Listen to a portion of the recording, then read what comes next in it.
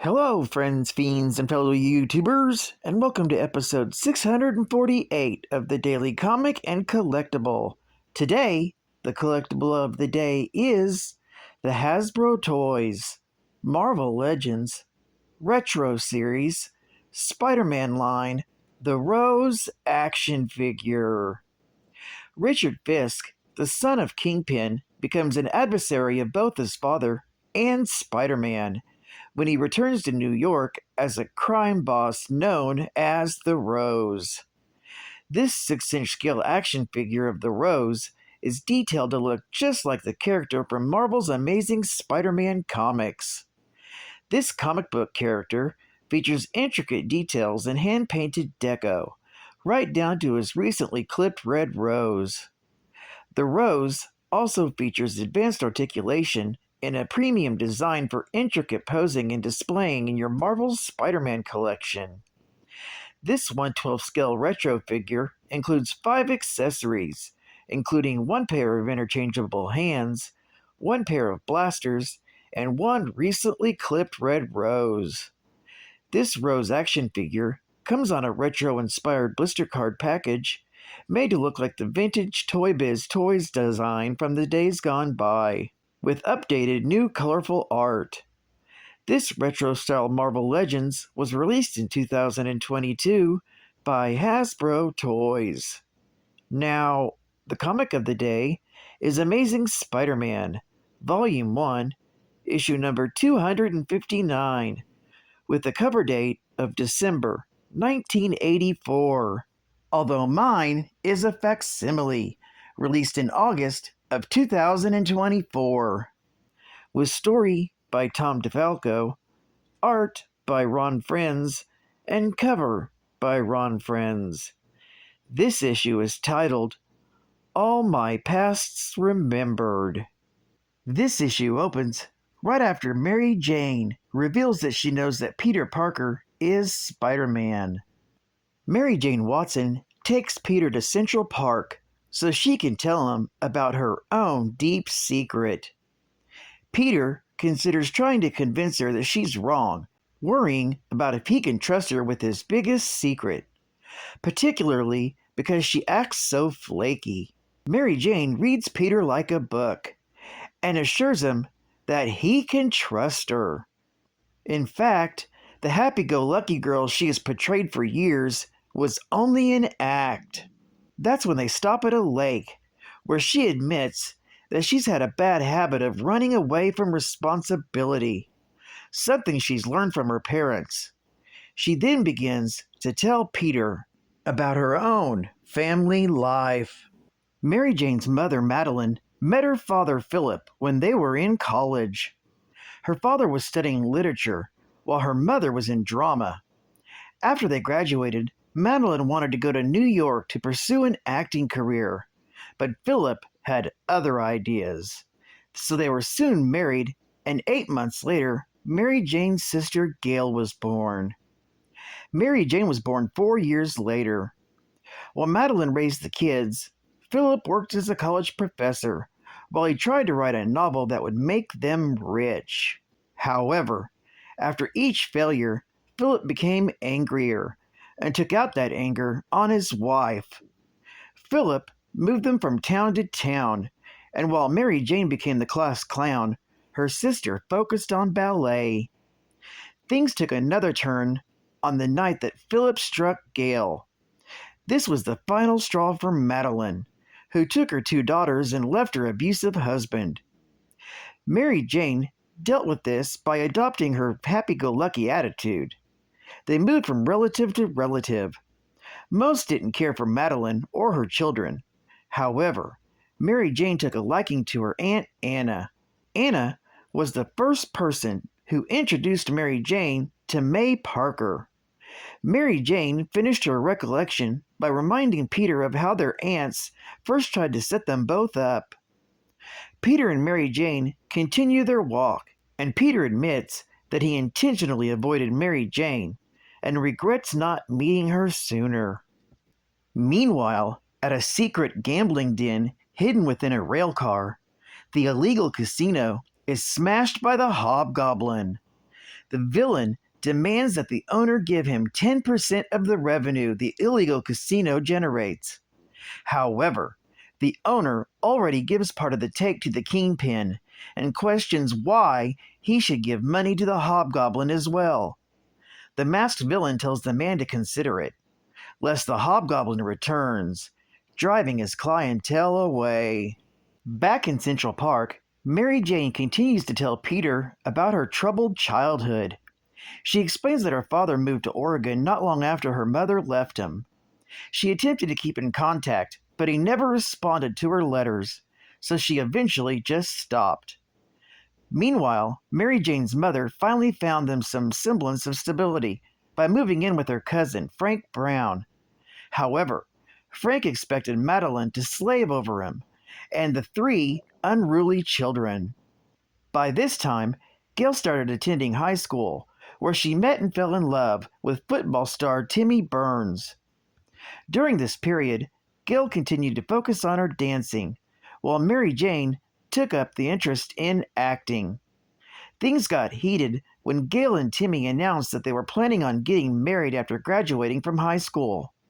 Madeline protested this, warning Gail that she was throwing her future away, but they were married anyway. Timmy went off to learn pre-law in college, while Gail worked to support them. Soon, Mary Jane and her mother were invited to visit her sister. When they arrived, they discovered that Gail had just given birth to a son. While this was a momentous occasion, Mary Jane couldn't help but notice that Timmy looked as though he felt trapped in the relationship. Peter interjects, telling her that Timmy loved her sister. Mary Jane explains that Timmy couldn't even finish college and expresses her opinion that love was good for nothing. Meanwhile, not far away, inside a confectionery store, a backroom sports betting room is crashed by the hobgoblin. Like the illegal casino earlier, the masked villain demands that they pay him 10% of their stake. The men inside try to overpower the hobgoblin, but he's too powerful for them. He leaves, warning the owner of the gambling operation that if he doesn't pay up, he will die. After taking a break to collect her thoughts, Mary Jane continues the story. She tells Peter of how while she was busy in high school, her sister's marriage disintegrated. Timmy couldn't handle the pressure of being a father. Gail stood strong and soon announced that she was pregnant again. When Madeline and Mary Jane went down for a surprise visit, they discovered that Timmy left her, as he couldn't handle supporting a family. Her mother invited Gail back to Cousin Frank's place to stay with them. However, her health continued to deteriorate, and Madeline Watson soon died. After the funeral, Gail tried to console her sister, telling Mary Jane that they can make it together, raising her children on their own. However, Mary Jane would have none of it. She pointed out how both her mother and Gail gave up their dreams, and Mary Jane would not let herself fall into the same trap. She ran away from her sister and never looked back. With her story over, Mary Jane tells Peter that she attempted to keep in touch with her sister, but Gail never forgave her for walking out on her during her time of need. This causes Peter to think about the rift he currently has with his Aunt May, and hopes that he can sort things out with her before it's too late. Mary Jane thanks Peter for listening to her pour her heart out, remarking how great of a listener he is. Mary Jane realizes that she still cares about Peter and has resisted the urge of running away from him as well. She makes a point to stress that she cares about him, but doesn't want a romantic relationship. This is fine with Peter, and he looks forward to their new, open, and honest friendship. Meanwhile, at the Baxter Building, the She-Hulk has finished carrying equipment into Mr. Fantastic's lab. There, Reed's preoccupied with the alien costume that he had contained since Spiderman brought it to him for examination. He explains how the costume is alive, and he has been attempting to communicate with it, to no avail. She-Hulk finds the idea of the creature being capable of feeling emotions like love and hate absurd. As they walk away, the costume continues its angry attempts to break free from its confinement. Across town, the Hobgoblin returns to the penthouse of the Rose to report back on his progress. When the Rose reminds the Hobgoblin that he agreed to help take down the Kingpin, the Hobgoblin promises that he will. However, he wants to deal with a vendetta of his own by going after Harry Osborn and his wife, Liz. A few hours later, Peter Parker returns home to his apartment after his outing with Mary Jane. He realizes that he still has feelings for her, but decides against following them since he's currently in a relationship with the Black Cat. Peter turns on the news and watches a report about the Hobgoblin's recent activities. This comes as a shock to Peter, because he assumed that the Hobgoblin was dead after their last battle. Deciding to bring the villain to justice, Peter goes into his closet and pulls out his web shooters, signal belt, and lastly, his original red and blue costume. Putting on these familiar trappings, Spider-Man is ready to go out and take the Hobgoblin out once and for all. This story is continued in The Amazing Spider-Man, issue number 260. Geek Fact: this issue is considered a key issue, featuring the origin of Mary Jane Watson. Spider-Man returns to his classic costume, and it's also the return of the original Hobgoblin, thought to have been long dead. Bonus Geek Fact: Spider-Man and the readers are confronted with a lot this issue. Mary Jane revealed in the previous 2 issues that she's known for some time that Peter Parker is Spider-Man. The details of this discovery and a deeper exploration of her troubled childhood are detailed in Marvel Graphic Novel, Volume 1, issue number 46, from May of 1989, and in Untold Tales of Spider-Man, Volume 1, issue number 16, from December of 1996. And Spidey thought the Hobgoblin had perished in their most recent battle in Amazing Spider-Man, issue number 251, from April of 1984. Unfortunately, the Hobgoblin is still alive and well. As explained in Spider-Man, Hobgoblin Lives, issue number 3 from March of 1997, the one true Hobgoblin is Roderick Kingsley. And finally, Mr. Fantastic explains how Spidey got his alien costume from Battleworld, as seen in Marvel Superheroes Secret Wars, issue number 8 from December of 1984. Reed finally helped him remove it last issue, and we all know where that story arc leads Spidey. State-of-the-art gaming.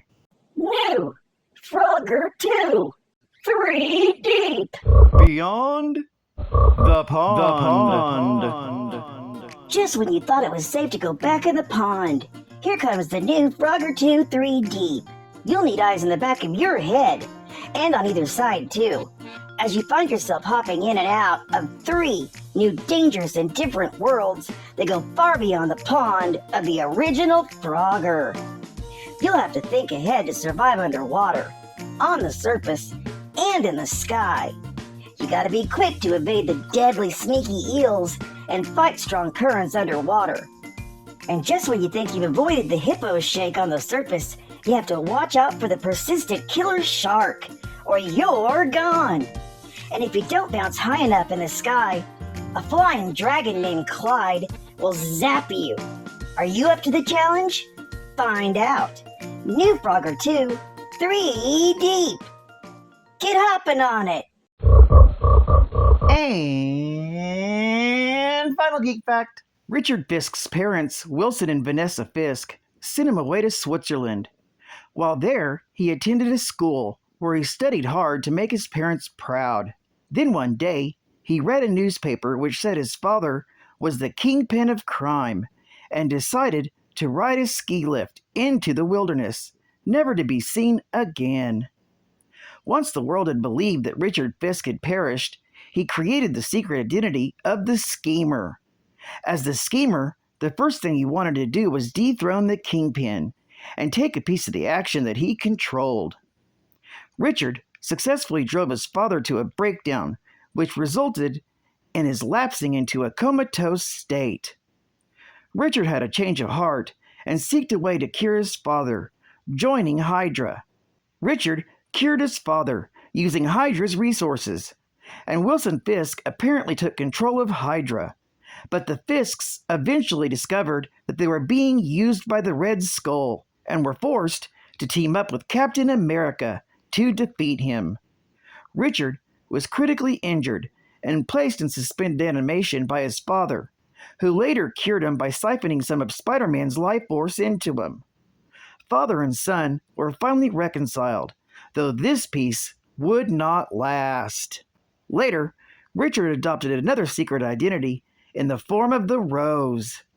After living the life of the idle rich away from his father's criminal empire, Richard was lured back into the criminal world by a reporter, Ned Leeds, who at the time was brainwashed into thinking he was the Hobgoblin. Ned proposed a complicated scheme where he and Richard would take down the Kingpin in false identities, giving Richard the chance to topple his father, and Ned an exclusive crime story for the Daily Bugle. Ned had already assumed the role of the Hobgoblin and convinced Richard to become the Rose, acting as a mid-level crime boss in Kingpin's territory. Unknown to Richard, he was actually being manipulated by the real Hobgoblin, Roderick Kingsley, who used Leeds as a brainwashed body double to lure Richard into his own plans for takeover of the New York underworld.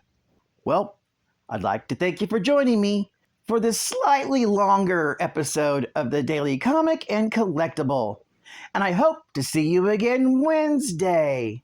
This is Cat Fan Comics Man, and I'll catch you on the flip, baby. Over and out.